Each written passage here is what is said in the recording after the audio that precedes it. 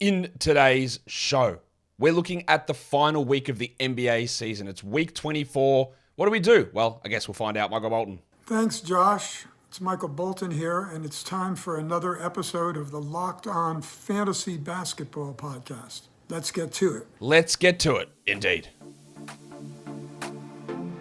You are Locked On Fantasy Basketball, your daily fantasy basketball podcast, part of the Locked On Podcast Network.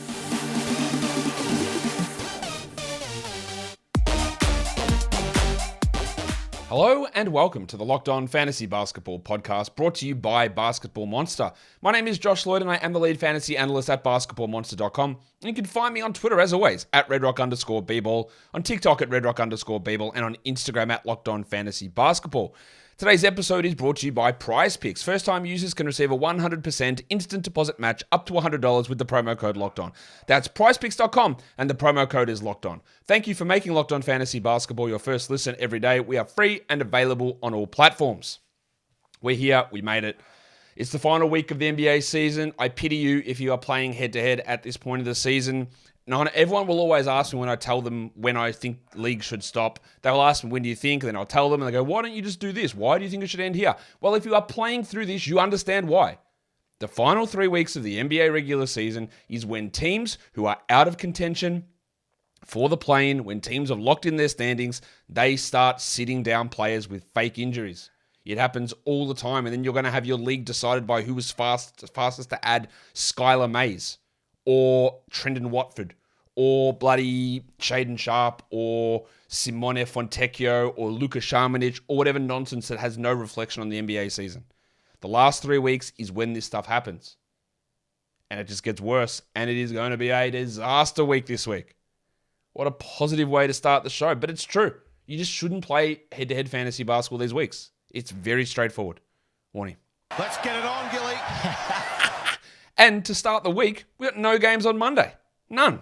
So we've got a 7-day week compressed into being a 6-day week, meaning we've got very little streaming availability. And the streaming availability you're going to have on these high volume days is going to be because players are injured and you're going to have to drop guys or make calls on players that we don't know that are ruled out, that we sort of know that are ruled out. Like the Pistons haven't told us jack shit about Bojan Bogdanović, but he hasn't played in a month.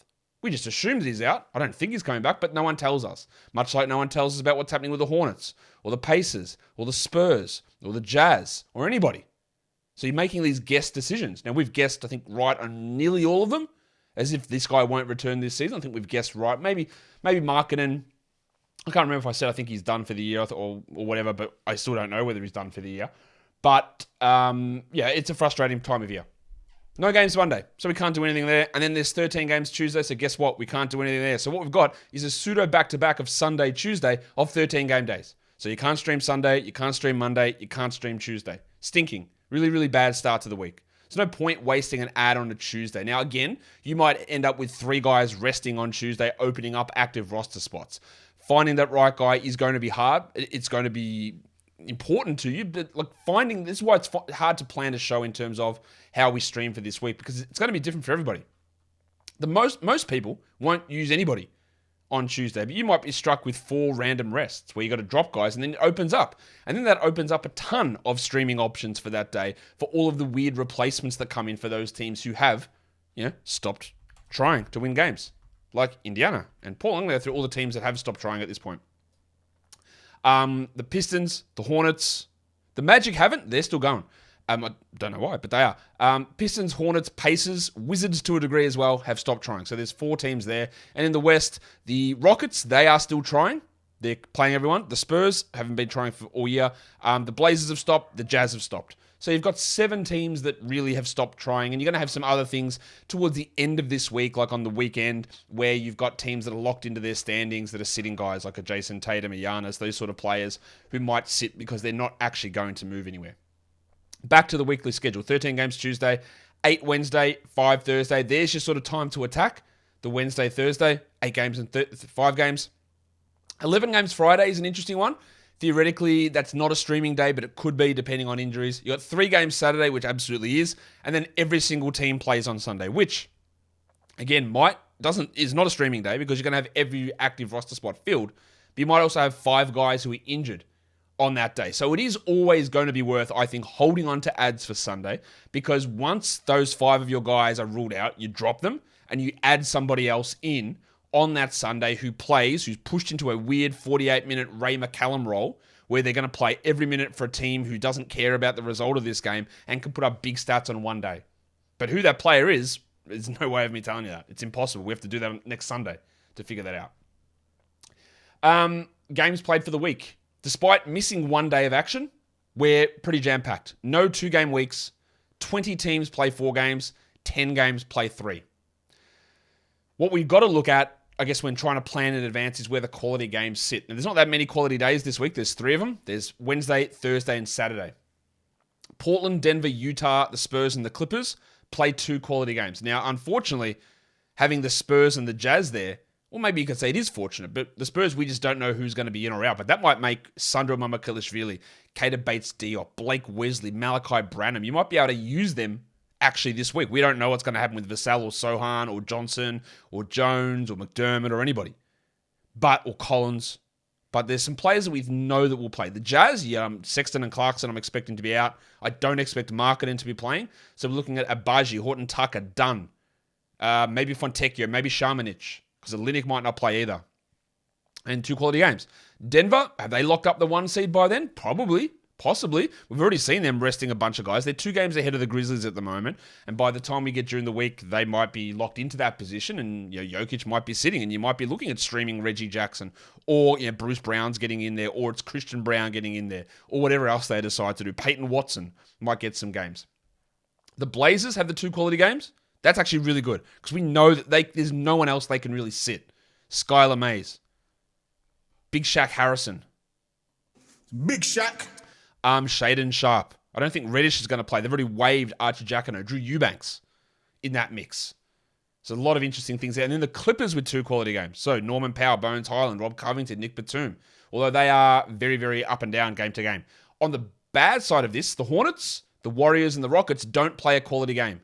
So while the Rockets are still pushing, all their games this week are on the high volume days. That doesn't mean much for Şengün or Porter, or maybe it does for Green, or Smith, really, because you probably do start them. But if you were trying to stream a guy off their bench, which, again, doesn't really exist, that's not that much of a worry. The worry, I guess, is the Hornets, where, hey, do I try Dennis Smith or Teo Maledon or Svi Mykhailiuk, or is it JT Thor, is it Kai Jones, or is it Nick Richards? They don't play a quality game this week, and we don't know what they're going to do. Last game, PJ Washington left early. I don't know whether his season is over or not. They listed him questionable. That doesn't mean jack shit with the Hornets. That means he could be done for the year. We don't know. And if he is out, then Thor is probably going to start, and Jones is probably going to play power forward, meaning that Williams and Richards will play every game at center, which is exactly what happened yesterday. Because that was supposed to be the game that Kai Jones was out, but he played 18 minutes based on their rotation, because Washington was gone, so they had to play Jones. So there could have been options there, but if they're playing 0 quality games, do you want to rely upon Mykhailiuk? Is he going to be useful to you on a 13-game day? Or McGowan's? Or Bouknight, who played well last game? Really, really tough. Shit week, if you haven't gathered that already. Today's episode is brought to you by Prize Picks. Prize Picks is daily fantasy, but it's daily fantasy with just player projections. It's not salary caps. It's not fitting things into lineups. It's just over-under. Simple as that. You look at a player's points total, they've got their assist numbers, they've got their steal numbers, whatever, and you go, I think they'll have more than that, or they'll have less than that. It's simple. You get 2 to 6 of those, you put them into a lineup, you can win up to 25 times your entry fee back. It's so easy. You can do it in under 60 seconds, you can do it in over 30 US states, you can do it in the majority of Canadian provinces and territories? Yeah, territories as well. It's not just the NBA, NHL, Major League Baseball. You can do it for European basketball, for cricket, for NASCAR, for PGA, for MMA, for boxing, and of course for disc golf. So download the PrizePicks app or go to prizepicks.com to sign up and play daily fantasy sports. First time users can receive a 100% instant deposit match up to $100 with the promo code LOCKEDON. If you deposit $100, PrizePicks will give you $100. If you deposit $50, PrizePicks will give you $50. Don't forget to enter the promo code LOCKEDON and sign up for an instant deposit match up to $100. I think one of the important things for this week in terms of streaming is you can't lock into anything because everything is going to be changing every day. There is going to be situations where Skylar Mays or the Blazers signed someone today. His name was Jonathan Williams or something. One of the worst names of all time. Jonathan. So you might have a situation where Jonathan Williams is a streaming option on a quality day, but we don't know. So many things are going to change minute by minute, day by day. So locking yourself in, like, yes, we have Wednesday, Thursday, Saturday as our streaming low volume days. That is no doubt about that. But it might happen on Saturday or on Friday with 11 games where you have a million guys ruled out through to rest, where you can find a game with Boston, which I assume plays on that day, when Peyton Pritchard's going to start and play 35 minutes. And that would actually make him worth rostering and worth streaming in. So it is very, very difficult. And even then, like, oh, that's great, and I can plan it back-to-back, but one game might be big, one game you might play 0 minutes. It is a disastrous week. I would like to hold my ads and streams for the end of the week when bigger opportunities open, and I can look Thursday, Saturday as the guaranteed streaming days at least. But it's really, really tough this week. Let's look at back-to-backs. Tuesday, Wednesday, a lot of teams play there, tons of them. Nearly every team. Well, not nearly every team. A lot of them do. Brooklyn, the Pelicans, the Lakers, Wizards, Bulls, Grizzlies, Hawks, Bucks, Raptors, Pistons, Celtics, Kings play Tuesday, Wednesday. Tuesday, you've got the 13 games, and Wednesday, you've got 8. It's a lot of games. 21 games over 2 days. Wednesday, theoretically, is a stream day, but again, Tuesday, who knows? Wednesday, Thursday, which are our 2 quality games in the middle of the week. No back-to-back. So you can't even benefit there. You can't even grab someone to play Wednesday, Thursday. You can't do it. You got to waste your ad for Wednesday, then a different guy for Thursday. Thursday, Friday leads into an 11-game day. There might be something there. So you look at Philadelphia, Phoenix, Miami, and, your Orlando Magic. The Thursday, Saturday is a pseudo back-to-back, and we've got something here happening at least. Even with 3 games on Saturday, we've got it. Portland, the Spurs, the Jazz, and the Nuggets. The problem here is we don't know who's going to play for the Spurs. But it is a great spot for Blazers, Eubanks, Watford, if he plays, which I think he will, Mays, Harrison, Sharp, obviously. The Spurs, whoever's available, Bates, Diop, Mamakulishvili, probably pretty good. The Jazz, Horton Tucker, great. Dunn, great. Abaji, yes. Are they even going to be playing Walker Kessler at this point? Like Shamanic, Fontecchio, Zhuzhang, Azabuke. There could be some options there. And then Denver, who knows? We might be getting Reggie Jackson. We might be getting Christian Brown, Peyton Watson. But there is opportunities here. And I reckon for all of those teams, 3 of them because they're dreadful, 1 of them because they're too good, might give you some very interesting waiver stream options to get 2 games in. Friday, Saturday has no back-to-backs. And then Saturday, Sunday, you've got 6 teams, Denver, Minnesota, Portland, Utah, the Clippers, and the Spurs. But remember, Sunday is a 15-game day. So you're better off attacking the Thursday, Saturday pseudo back-to-back versus the Saturday, Sunday actual back-to-back. But again, saving some ads for the week, end of the week when random stuff really does start to hit. Usual low volume days in terms of a streaming plan for this week. The Thursday, Saturday back-to-back is the one that we really want to target. It's not a real back-to-back, but it is close enough. And just being nimble and being ready to adjust and being ready to drop. Having limited ads is going to make your moves more crucial, and I would try and leave that a little bit towards the end of the week, considering you can't do anything Monday, you can't do very much Tuesday either. So we're really looking at Wednesday on in terms of making our moves. And if you've got 4 ads in 5 days, that's why hitting that Thursday, Saturday back-to-back is more important. Add someone Wednesday, get the Thursday, Saturday back-to-back in there, and then you're going to drop multiple players on Sunday and get other guys in just to try and fill those spots with guys that miss. That's probably the way you're going to look at it, I think. What you want to look at, look, if there are players who jump up into being top 60, top 70 players because of absences of in injuries, you can try and use those guys even on the high volume days. It's what we always talk about is, hey, is upgrading this guy your worst player on a high volume day? Is upgrading him from, is it worth, 10% more production? But in this case, if you're able to get a top 60 player, it might be a 30%, 40% increase in production. Plus, if you've got injured players on those high volume days, that gives you something as a boost over 0, and you're going to have multiple guys sit. As weird as it's going to be with so many high volume days this week, you're going to have days where you don't have enough ads to replace the guys that are hurt or the guys that are sitting or whatever's going on. It's a bad week. God, I cannot wait, but I also do not want to do it. Today's episode is also brought to you by the legends over at Built Bar.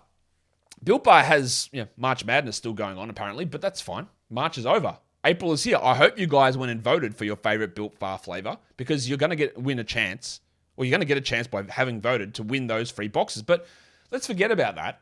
Forget about this ad copy, which is out of date. I'm just going to riff. I'm going to ad-lib on Built Bar because it is the best tasting protein bar ever. We've had plenty of stories about having Built Bar and giving it to people for Thanksgiving dinner. We have give it for Valentine's Day. Have the gift of Built, the best tasting protein bar in the world, instead of a snack chocolates. Who wants that? That's just going to make people fat. We don't want that. We want something that's healthy, but also delicious with rotating flavors, the old classics like cookies and cream in there as well. Whether you're throwing around steel or throwing around whatever else it is you throw around, Built Bar is the perfect protein bar. It's covered in 100% real chocolate. It's high in protein. It's low in calories, and it's low in fat. So you can go to builtmarchmadness.com. That website probably still exists, but we don't care because March is over. Let's go to built.com. Let's find our Built Bars that we want. Let's load them up. Let's order them. Or, remember, we can just waltz into Walmart, and there they are on the shelf. Go get your Built Bars. You won't regret it. Built Bar is built different. Look at some front and back loading situations. Yeah. To start the week, teams either play 1 or 2 games between Monday, Thursday. No games Monday. So there's no massive advantage here. The end of the week, everyone plays either 3 or 2 games. No huge advantage. The 3 games is important, but of course that 3 games involves playing on a 15-game Sunday. So we've got Portland, Utah, Philadelphia, Denver, the Spurs, the Suns, the Heat, and the Magic play 3 games. They play 3 games in 4 nights to end the week. Cool, that's sick, awesome. But is it actually important? All it's going to be about is adjusting during the week to see who is in, who is out. There is only one team that has a 3-day break this week, and that is the Timberwolves, which makes the Timberwolves very, very difficult to roster. Their 3-day break comes after they don't play Monday, obviously. They don't play, or they play on Tuesday where there are 13 games on, and then there's no game for them Wednesday, no game for them Thursday, no game for them Friday. 3 of probably the most streamable days. They do play Saturday and Sunday. They play Saturday with the 3 games on. That's cool. But if you have a fringe Timberwolf player, well, it would have been probably Naz Reid, but he's injured, of course. If you have maybe a Kyle Anderson, if you have even a Jaden McDaniels, is he going to start for you on Tuesday? Because if he's not, holding him on your team, waiting until Saturday, not Monday, let's not count that, Tuesday, Wednesday, Thursday, Friday, 4 days with maybe no action, when you could get someone in for Wednesday, Thursday, and perhaps Friday with 11 games on, that's probably not worth it. Kyle Anderson, the same thing. We love what Kyle Anderson does, but is it worth it? You look at that, because if you can use his spot and you've got more ads and you can get someone in Wednesday, Thursday, Friday, well, the value there is in the volume. Pretty clearly. And yes, you could play Anderson on the Saturday, Sunday back-to-back. No problem with that. But the other guy that you use on the Wednesday, Thursday, Friday, whoever that is, like the multiple players you use, whoever that guy is that you retain will also play on Sunday. And is the upgrade for Anderson to them or McDaniels to them on a Sunday worth missing out on using that spot for 3 extra games during the week? Probably not. Probably not. So that's the one team that's got a big break during the week. In terms of weekly leagues, it's really, really going to be tough. I'm still attacking these Wizards players. Dan Gafford, Delon Wright, no Beal, no Kuzma, maybe not Porzingis. He's ruled out again with this illness. That's a little bit of a worry. Xavier Tillman, I think, is a pretty good ad.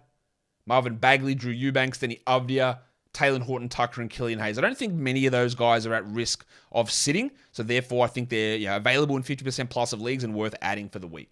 In terms of guys to sit, I wouldn't be bothered starting Christian Wood with only 3 games, Rowan Barrett with only 3, Timmy Hardaway, Bones Highland, Mason Plumlee, low volume games, only 3 of them, and if he rolls. Lou Dort, Mark Williams, I just don't know. Is he going to play every game? Are they going to revert back to the 2 games on, 1 game off? That, to me, depends entirely on what happens with PJ Washington, but he might not be worth the start. And then Buddy Hield, returned last game, played 24 minutes. 24 minutes of Bud Hield in 3 games probably isn't enough for me to want to start him. In points leagues, some guys we can add. These guys are available in 40% plus of leagues. Bagley, Avdia, Horton Tucker. Shaedon Sharp's still available in some leagues, so look, if he is in yours, you go and add him.